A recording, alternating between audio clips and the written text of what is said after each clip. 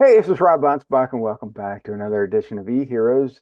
Today's episode is 285 for those keeping track, and my next guest hasn't been on the show since episode 80. And on that episode, we talked about being the cool kid, and today we're going to talk about meeting cool people. So my next guest is Ely Delaney, and we're just going to have some fun. But we're probably going to talk about AI because AI, with AI, you're just not meeting the cool people. So welcome, Eli.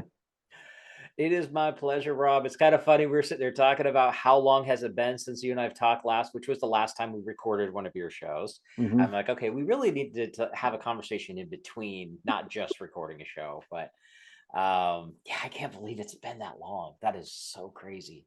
Yeah, and I And the can't fact that believe you're that still doing it is I'm amazing. still doing it. Yep, and that's because I'm too stubborn to stop. I just Yep. I enjoy listening to these, not well listening, but also talking in these conversations, Hmm. um, because I learn stuff too. I Yeah. and it's fun to have these conversations, and it's for any entrepreneur listening. It's always good to keep in touch with people because your network is always expanding, and you don't always want to neglect the people that you talked to earlier in life, and because things happen. COVID happened, you know, and people disappear. And so when I look back, I'm thinking, what kind of cool person can I have on the show? And when I typed in e-heroes, and I have a little search bar on the website, I said cool people, and yours is the only one that comes up. So I was like, gotta reach back out and get it back on the show. And you know, I think today, in today's day and age, not only meeting cool people, but keeping up with cool people, it brings the humanity back into a world filled with AI. And like we talked off air, AI is a tool, and it's a fascinating tool, but I think way too many people are using it in a way that's unnatural. And just the other day, I made a comment, and somebody used their AI automation to answer my post on Facebook. Hmm. And it was like, I'm reading, I'm going, okay, I don't know this person, but this sounds too robotic. It doesn't sound natural. And I said, is this you or your AI? And she responded, it's my AI. I'm trying to streamline my operations. I said, well, I'm blocking your ass because one, you're too dumb to understand social media is being social. You're taking the social aspect out of social media. Hmm. Yep. I had I actually even had a phone call with AI, like an actual conversation, voice conversation with AI. And it was creepy how good it was, but it was still easy to tell. You can tell the nuances, the delays, things like that. But you brought up a really good point is that it doesn't sound the same and it's taking the human touch out of it. And Mhm. I'm all about meet cool people. It's like how do we have conversations and the tools are great. So I'm not a big fan of let's make everything about AI, which is what everybody seems to be doing right now. But I always talk about it because of the fact that there's a point where AI is used as a great brainstorming tool. It can help speed up research. It can do mundane tasks. But the reality is, at the end of the day, it should be freeing you up to do the thing that it can't, which is building the relationship. Mhm. And people are trying to use it to replace building the relationship. And that's the part I don't understand. Yeah. And, it's funny because you talk about that stuff. I've had people send me emails like to review because that's part of what I do with clients. And they're like, check out this thing that I got. I mean, let me know what you think. And I read it. I'm like, you didn't write that. Yeah. And they're like, well, what do you mean? I'm like, you pop that into Chat GPT, guarantee it. And they're like, Yeah. how'd you know? I said, it's real simple. There's no heart. Yeah. When I go to audit someone's website, and they'll say, Rob, how can I improve this? And it's usually I say, hey, look, there's no frequently asked questions section on here. What are the questions that people ask you? Well, I don't know. I don't keep track of that. Because you're not talking to them. So I'll go into Chat GPT and I'll say, Mhm. analyze this website and come up with 50 frequently asked questions that, you know, Mhm. and it'll spit out, questions that people ask, you know, and then I'll go through and I'll go to the client. Okay, these are the questions. Let's come up with some answers. Right. And the first thing they'll say, well, just use AI. I said, no, I want your voice. Yep. I want to know how you would It's answer these. yeah. So we'll get on Zoom and we'll go through these questions one by one. Yeah. And then I'll take those clips and we'll put Mhm. them on Face or everywhere. We'll put them on social. We'll put them on YouTube. We'll transcribe them. They'll go on the website. And so now all these frequently asked questions are questions that people are asking anyway on search. Mhm. Now their materials coming up. Yep. So yes, you're I've using it as a tool, but Yeah, I'm doing that. I'm doing something very similar with that, where I'll pop in questions and like as an example, I'm a follow-up guy. That's my whole thing is about how do you follow up and build stronger relationships with your prospects, which then converts them to clients, which then converts them to raving fans, and they stick around forever. It's the whole point. But Mhm, it's all about how do you create client loyalty, which does require a relationship. mhm, And I've gone in and asked, used AI is like, okay, so you're a small business, you're dropping the ball and not following up with your prospects and your clients the way you should. What are some of the questions you have that would help you be better at that? mhm, And it comes up with a whole bunch of ideas. mhm. Now, I'm not going to take that and then just use it as is. And I'm not going to say, okay, now answer that because it doesn't know the answer Yes. and it doesn't know my answer. But then I ended up having that, and I fleshed it out a bit more, but I ended up having like 30 different possible questions. Mhm, And then I turned around to those 32 questions. I popped up, my camera and recorded 22 videos, 1 minute videos back to back that I could use for reels. mhm, All I did was just had the question. I'm like, okay, I can talk on that one. And I look at the camera and hit record and start mhm. doing it. When I'm done, I look at the next one. Nah, I don't like that one. I'll go to the next one. And I just highlight them as I used them. That way I knew which ones I did and which ones I wanted to come back to again or just delete completely. Yeah. And in under an hour, I had 22 videos recorded, uploaded, and off to my team to do all the edits for. Mhm. Now Now imagine, that's yeah. now imagine if you can create a system where someone emails you and this is where AI becomes the valuable tool. They Yeah. ask a question on your email, your AI picks it up, automatically it goes to the video that you already recorded, sends it back to them. They don't have to search. Mm-hmm. Or you create a follow-up sequence where, pick a few questions. It's right there. Yep. What questions do you have that you want to answer me? This is a follow-up A, B, or C. And they'll Yep. click B. Bam, there's your video, comes up. You know, Yeah. I mean, I, some of that stuff is getting there, and there's definitely some cool tools out there to kind of go through that process. But it really goes down for me personally because I'm a total tech geek. I'm an early adopter of automation. I've been creating automation since 2008.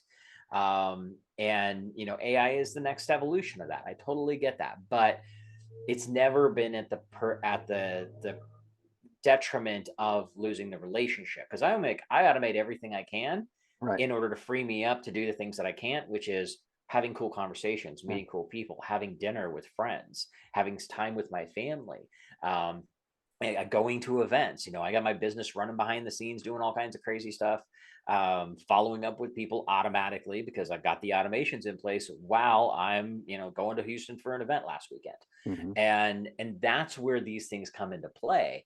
But one of the things I want to bring up is also it's not just AI. We could go way down a rabbit hole with AI itself, but it's just communication in general. Like, Hmm.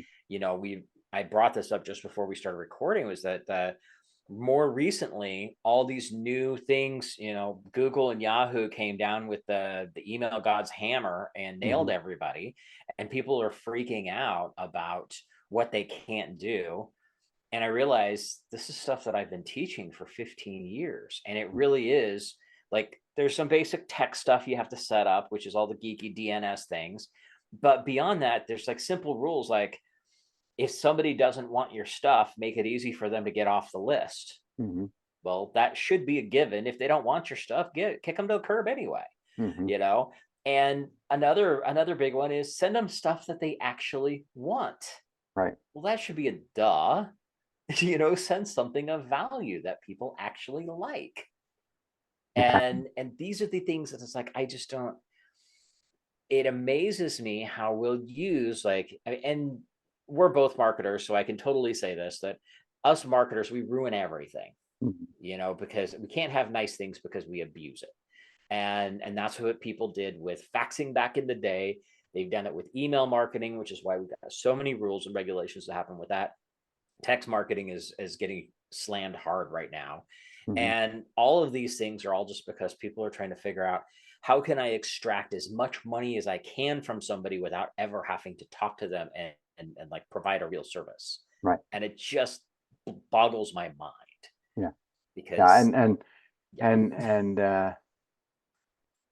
the people that are using AI, they don't train it to be or to have a personality. Right. So Yeah, I you get got to these definitely do that. I get these emails constantly. Let me see if I can pull one up, and it usually starts with I hope you're feeling well today, or Mm-hmm. something of, and I'm like, who says that? You know, Yep. and I'm like, AI.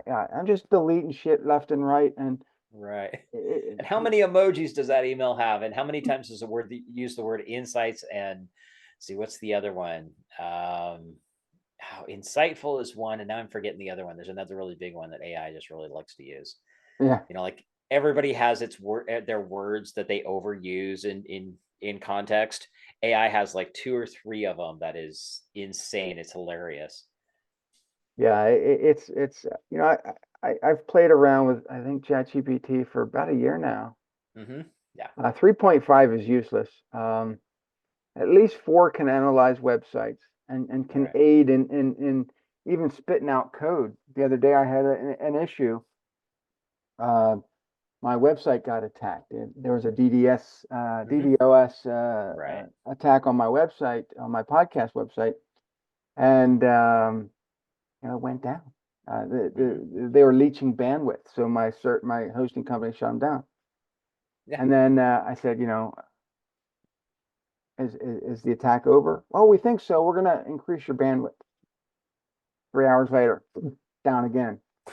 And so they went in and then they discovered it was coming out of Poland. It was coming out of, and I'm like, so they blocked all these countries. And I'm like, they should have been blocked anyway. I don't have Right. clients in Russia or Poland. So Yeah. then I had to go in and I discovered my RSS feed was knocked out. It Mm-hmm. was not transmitting my podcast to the podcast channels. I had to go in and write a whole new code. Well, Yeah. I'm no longer a coder. I Yeah, went I to know that feeling. I've ChatGPT. had I've had much of the same this I last said write a weekend. code for RSS for WordPress and blah blah, and it spit it right out. Right. And it's good for analyzing code that's already there. Mm-hmm. So yeah, I mean, for stuff like that, it's awesome. Yeah. But when you want it to speak like a human, you got to give it personality to do so. Yeah. And most of them aren't. Well, and that's one of the things that I've really noticed a lot lately is it's because of those kind of things and the social stigma of how we, especially after 2020, when the world, everybody got stuck in their homes and all that kind Hmm. of stuff, how how much lower the ability to communicate has been Hmm. in society. And it's just been like exponentially worse these last 3 years. Hmm. And it amazes me how that's gone because not only did we go to the point where people aren't really talking to each other as much as they really should be anyway, but then now they're literally on their phones. You can go to a coffee shop, sit down, you watch two people, and all they're doing is just going back and forth on their phone. And you could probably bet money on the fact they're talking to each other, but they're texting each other. They're not actually communicating and looking at the human being across the table from them Hmm. because we're so entrenched with all this stuff. And then now we're taking things to that next level of, oh, well, I don't even have to talk to somebody. I can just have a chatbot do it for me. And for me, that there's definitely some uses for the tools, but those are the kind of things that just boggle me. It's like, okay, how can we, I mean, that's the whole point of humanity, is how do we just have communication with humans and just Right. have a Well, you know, my conversation? in my Rob versus series, two of the books actually were born through COVID, which was Rob versus Humanity and Rob versus the Entitled. Mm-hmm. And Yeah. you know, people were losing their minds. The customer service was awful. Yep. I mean, and the spam calls were off the charts. And so these books basically are writing themselves at this point. You know, there's eight of them now. I Yep. have two more that I'm working on, which I'll put out later this year. And you know, I had started this book series. It was just going to be Rob versus the scammers. That was it. And people said, Rob, this is funny. Write another one. Mm-hmm. Rob versus the morons. And then during COVID, you know, the humanity entitled, and then it went on to wackadoos and unicorns and yahoos and nincompoops and so the books are the titles and covers are getting ridiculous, more ridiculous than the last one. Right. Um, but you know, the goal of the books was to make people laugh. The Mm-hmm. goal of the books was to entertain, educate, and engage people, and that's what they're doing. Right. But the entitled book was on Amazon for about a year, and then somebody got triggered about it, and Amazon took it down, and so I had to get Amazon to put the book back up. Which Uh, and yeah. I believe it was their AI who found somebody got triggered by the word, Mm-hmm. pulled the plug, and then a human had to get involved and intervene. Right. So, you know, but you know, I know we're talking a lot about AI, and we're talking about, you know, all the maybe the pros and cons about AI. But in all of that, going back, I guess back in November, you started your podcast called Meet Mm-hmm. Cool People. Yeah. Yeah. And if we go back years ago, I mean, yeah, the when I interviewed you, it was being the cool kid. So you went from being the cool kid to now meeting other cool people. Yeah, so me cool people has been kind of a mantra of mine for years, and it became a thing. I didn't even realize I was doing it until 2019, when I was traveling all over the country speaking. And I had one event that I went to, and everybody got to get up and touch, all the audience, the attendees got to do their, who are you, how do you help your clients, and what do you want to get out of the next 3 days at this event that we were at. And I was one of the speakers. And the host had me come back time and time again, because he had different people come to the event, and I was a hit. I mean, they Mhm. enjoyed my presentation. So I was like, okay, cool, I'll keep doing it. I like it. Plus, it's an excuse to get out of Portland and go to Miami. So then can't turn that down. And they got to me because they had the other speakers were there, and they were like, well, I talk about this, and I'm going to talk about this coaching program that I have, and blah, blah, blah. It's basically like a veiled pitch right out of the gate. And I'm like, well, that's boring and stupid. Mhm. And so they come to me, and I'm like, well, I'm Eli. I'm going to talk about some follow-up stuff and how you can build clients for life. But reality is, I live in Portland, Oregon. This is Miami, Florida, and this is almost as far across the country as you can get, coast to coast, airport to airport. If I went to Seattle, that would be it. But reality is, I come here not just to speak. Speaking is fun. I enjoy it. I love it. I know you're going to have a blast when I talk, but I come here because I love to get to meet new, cool people. Mhm. And that's what it's all about. And it was funny because the MC turned around and he loved that. And he's like, so Eli's the guy who travels across the country and speaks at events just so he can meet cool people. And it ended up taking off.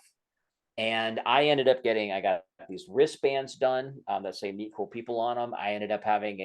We have a virtual happy hour that we started in April of 2020, because the world had shut down and nobody could meet, and everybody's still trying to figure out this virtual thing. So I started doing a virtual happy hour, and it was like, it's just going to become meeting cool people. It's no pitch, it's no presentations, it's just come in, hang out, what's going on, what do you need. If you happen to just need to bitch about a bad day because a client drove you nuts, that's okay too. Colorful drinks are encouraged, have fun. And fast forward, we still do that, by the way. Like pretty much every week, unless there's a conflict going on with my schedule, we still meet every week. Mm. And so it's always been a thing of mine of how do you meet cool people, because the people that you meet are going to get you anywhere you want to go. And the people that I share on the podcast, which is now finally launched as of last November, it was done with the idea of I have met all these amazingly cool people in my travels. I want to share them with other people.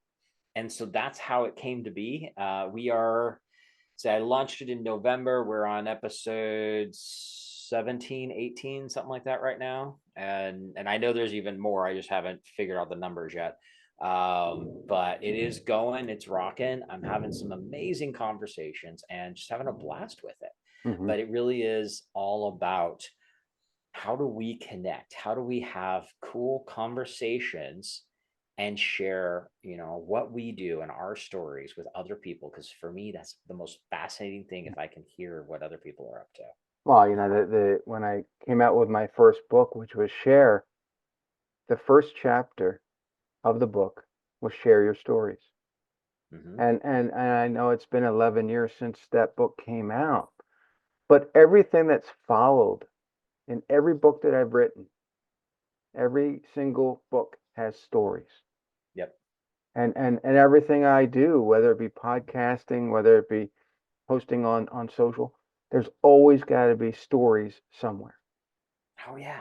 Well, You know, that's and stories so are I so when much I get fun. up on stage or speak on a podcast, I don't share a pitch because Mm-hmm. honestly, I can't remember pitches. You know, I share stories. Yep. What's the benefit of hiring Rob? What's Rob's superpower? What's his origin story? How did he come up with these books? You know, those Well, are the stories I share. yeah. Well, I mean, that's stories are what, and here's the thing, because this is really important to going back to that relationship side of conversation, of having conversation with people that people tend to forget. Because right now, and it's been over the last several years, but there's a really big push on storytelling, Mhm. and you have to have a story. You have to put your story into your presentation, all this stuff, and storytelling is critical. The problem is that people are focused so much on the structure of the story as opposed to just telling it. Mhm. And they go on all these long rants, and it's like, okay, what were you talking about? Because now I Yeah. forgot, because you've already gone on five different things And because and you're and there's hitting you're speakers, hitting your bullet points. right? And there's speakers that use the same story year after year uh after year, decade after decade, mm-hmm. and so I can go to an event and 5 years later go to the next event and the same person speaking, same story. I'm like, my God, Oh yeah. who Well, turned the and rerun on? This well, shit. and then what's even worse are the ones that and you're the co-author of your latest book, Steve Gamlin, and I've talked about this multiple times, is where they're not even just using their own story, they're taking other people's stories Hmm. and they're telling the story like it was theirs. And that's a personal pet peeve of mine. It's like one thing if you give the person credit and say, okay, I didn't say this, so and I got this from so and so, but it's really irrelevant right now, you can slide that in, that'll work. But Hmm. when they take that stuff and they tell it like it's their own story, it's like, really? I've only heard this 552 other times from a whole bunch of dead guys. I mean, this is ridiculous. Yeah. um yeah, but it is, and we talk about stories, and the whole thing about stories is not about to tell a story. It's like that. The goal is not to tell a story. The goal is to relate and have a conversation with somebody. And like, so, I mean, I brought this up before we actually hit record on here. The last interview we did, you and I spent a lot of time talking about Stargate, Hmm. because we both have that in common. And I knew you were a Stargate fan, and so that started a whole bit of stuff that was going on, and we were talking about the possibilities of reboots and all that kind of stuff. That's telling a story. It's like, okay, Yeah. where did that come in? Where do we, why do we have this commonality? And that's something that bonds us as human beings. Yeah. That's what a story is for. Yeah. And if we're gonna talk about Stargate, the reason why I like Stargate is because it mixes science fiction with mythology, Mm-hmm. with even with some military aspects. Yeah. And so when you got a story like that where all the elements are coming together and blending, it's fascinating. Oh yeah. Oh, plus, then you got Jack O'Neill, who's very sarcastic, and even in Stargate Atlantis, you got Rodney McKay and Hmm. John Shepard, who are both sarcastic, and so you have this mixture of serious and funny and adventure and it just every world they go to is different, Right. It's you know. all And it's and so if everybody looks to your TV, hmm go, I think it's on, I forget what channel is on now, maybe Prime. Yeah. I Um, honestly don't know because I own 'Cause them I all. know So Amazon now has the rights to them. okay. They bought MGM. MGM. Hmm. Yeah. Yep. Go splurge and watch all of Stargate SG-1, all of Stargate Atlantis. And if you want to watch Stargate Universe, you can. It's It's kind of just, where I was going. yeah. But I prefer the first two. Yeah, And I just agree. binge watch them. Just look at the stories, see where they're going, see what they're doing. Hmm. And I want you to understand that you as an entrepreneur have a never-ending supply of stories within you, you Yeah. know. So you get up on stage, before you even get up on stage, look at the audience, gauge the audience, see what their personality is. Get up there and share a story. And it doesn't have to be a story that you shared before. It Yeah. could be a totally new story. Well, and here's something too that is really important about this is that this goes back to really the core of everything that I talk about is it's about the relationships because you have to have conversations with real people in order to develop those stories. Hmm. You have to talk to human beings. You have to go outside. Yeah. One of my favorite things if I go to a city is two things happen is if I'm at an event, a lot of times I don't stay at the hotel that the event is at. I will stay at a hotel that's at least a half a mile away Hmm. so I can walk there Yeah. because I want to walk the neighborhood. I want to see what's going on. I want to check out are there cool places to eat around there? Hmm. And I will go to some of the most bizarre hole in the wall restaurants. I'll find coffee shops that are just little hidden gems and I talk to the people. And I've literally gone into a coffee shop in Boise and walked out with two sales from people I hadn't talked to before Hmm. because I happened to overhear a conversation and I wasn't peeping in. It just, they were being loud. And so I couldn't avoid it. But I literally walked in and I was like, hey, you know what? I hear what you're doing here. And it started a conversation. That conversation led to them asking me what I do. And I ended up telling them and I did it. I have a running joke of the fact that I've actually done business in the drive through of Starbucks before. Well, when I was in Germany. Mm-hmm. We went to we went to this vegan restaurant, and I really wanted cheeseburgers. I really did. And we get there, and he's got vegan pizza and this and it's in Nuremberg, Germany, and but he spoke English, Mm-hmm. so the pizza was amazing. You would never know that it was vegan. Right. And I complimented the owner, and he says, "Oh, you're from America?" I said, "Yeah." And but I did notice on his wall he had one of those social numbers, social, I guess at Facebook or something, how many followers he had. Right. And I said, look, I had my phone with me. I said, yeah, I'll be a follower. And he says, you look familiar. I said, well, I've never been here before. I've never been in Nuremberg. I've never Right. been in Germany. I said, but I have a German name. And he says, no, no, no, I recognize you from somewhere. You know, so at the time, I only had, I think, two or three books, Mm-hmm. you know, and he goes, "Yeah, I have your book," and he had my first book, That's awesome. That and is so we awesome. started communicating back and forth, and I gave him some advice, and he ended up paying me for some time. But had I not, you know, I mean, had I gone to a Greasy Spoon and gotten a real cheeseburger, I would Yep. have never had that opportunity. Yeah. And so yeah, I mean, to find that somebody in Nuremberg, Germany, was reading my books was pretty cool. Yeah. And those are the kind of things that having you've got to have real conversations with real people to create the stories, which then allows you to even do that kind of stuff. And for those of us that are in the marketing world, it's our job. We've got to, we got to share it. We got to put it out there. When Hmm. you do that, you've got your book out there. You got multiple books, but you get them out there. Now people are seeing that, oh yeah, now I can actually like read the story, and they feel like they get to know you. It's like I know people who've seen some of them have read posts before I started doing video. I've done a lot of videos lately, and I'm getting comments from people that I've never talked to before. They're messaging me directly, going, "Just want to let you know, thank you for the stuff you've been posting out there. It's really been Hmm. helpful for me."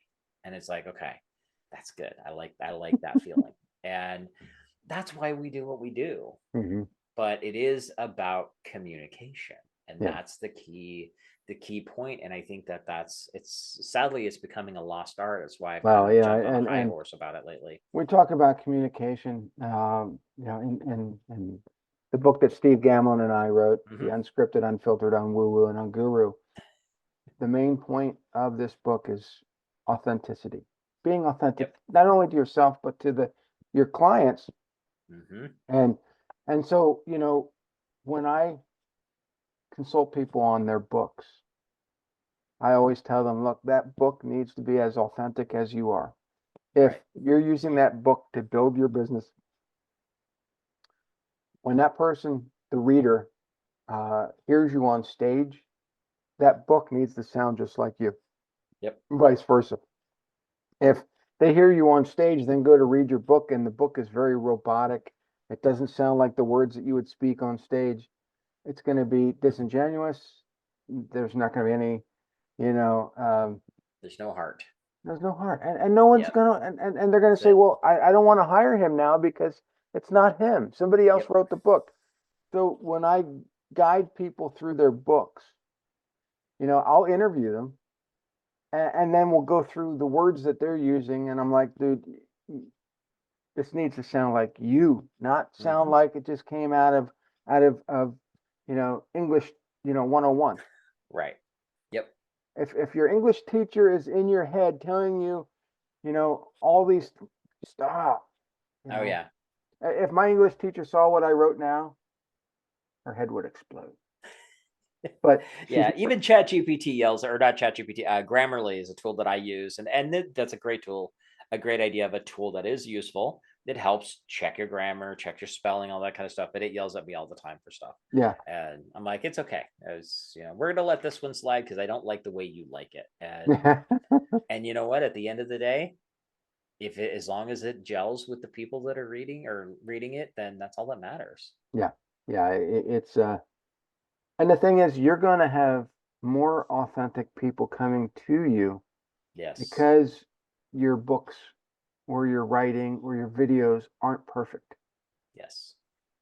Yep. You know? And as long as you're being authentic and talking like a real human being, people will resonate with that. They'll want to come to you. And the great thing about it is those are the people that stick around the longest too. I Yeah. have clients from my web design company, which was started in 96, that are still with me and I haven't built a website in way over 15 Yeah. years. My first website was 1996, and Yep. I paid a lot of money for someone to build that until I learned how to do it Hmm. myself. Yep. And so, I had a service that was born out of disgust of spending all this money on somebody else. Hmm. And I can't say that I charge the same amount of money now that I did then, or what that person charged me, but it was a lot of money back then, Right. you know. Yeah. And so a lot of these skills that I've acquired over years, it's because I saw someone else do it that I knew I could do it better. Yep. Well, and But that's you just know, provide a better service. And going to even just goes back to communication, basic customer service. mhm. Please, thank you, how can I help you? I mean, they're really simple things that really do go a long ways with people. So get off your lawn is not a good one. Well, that depends. I mean, if it's the lawn boy, well, no, you want them on your lawn. Yeah, for the other ones, I totally understand. It's like, no, that's why we just have the sprayers turned on with it. We have a remote inside. You can just push that and then Yeah, my sprayers are filled with gas. Get on my lawn. But yeah, it's we have to pick and choose who we deal with. yes. And here's the whole gist of meeting cool people is that, when you come there in your real, raw, authentic self, the people are going to seem cooler. They're going to seem Mhm. more worthy of you. If you come Yes. there with an attitude, if you come there with, your nose up and your ego's out, those cool people aren't going to be cool for much longer, and they're going to tell you to get off your lawn or get off their lawn. Yep. Yeah. And they'll people will only stand around for so long as you're sitting there scrolling on your phone looking at cat videos. They're going to get up and walk away. Hmm. And people tend to forget about those things. Like, you just have a real conversation, be focused one on one. If you're sitting down having a meal with somebody, put your phone aside, look them in the eye, Hmm. ask them, so what's new and exciting. Well, It really is that simple. last night I think was the first time I actually saw a cat video in a long time. Yeah, a person's washing their pot and pan, and the cat comes around and starts scrubbing the top. I'm like, wow. And for some reason I couldn't turn away. It was like kryptonite. Well, Uh, you did send that one to Adam Homey, right? no. Okay, you should have sent it to Adam, because Adam. Well, and see, and I know we're getting close to time, so I'll make this very quick. But you notice how we have conversations with people that we bring into this. I mean, I just talked about Adam. Adam is a mutual friend of both of ours, Hmm. and I've known Adam for And ages and and ages and Adam ages. started out this podcast. He was episode number one. Yep, that's awesome. I love it. Yeah, I think he was also episode 40, 49, 50, or something like Okay, that. And nice. on that one we talked about politics. And That's always a fun one with him. But that's the thing, is that by having these kind of conversations, that's where so much happens. Like, we talked about Steve, we talked about Adam, we talked about Stargate. mhm, This is fun. For me, this is my favorite thing to do. And the whole thing of automation and AI and all that kind of stuff, I want to use that stuff as tools to leverage my time to give me time to do things like this, where I can just have a cool conversation with a cool person like you, and because that makes my day. mhm. That's what makes me happy, and that's what all of this is about. So how do people find you? Where do they go? Easy ways to find me: connectwithely.com, and Ely is with a Y. That is very important, because if you go to I think it's some real estate agent in Nebraska or something like that. Well, Definitely you not can me. connect with them too if you Yeah, want you can to. connect with them too. Say, hey, this other Ely dude told me not to talk to you, but I'm going to anyway. I bet he'd get a kick out of it. And But yeah, and you are not to be connectwithely.com. confused with Eli Wallace from Stargate Universe. Correct. Correct. No. Yep. So, But yeah, connectwitheli.com. You can find all of my information. You can even book a call with me if you want. I love having good conversations. All my socials on there, all my websites, all the stuff. It's kind of a good hub spot for everything. and if you're in Dallas, look them up. Oh, definitely. Let's go find some good brisket or something.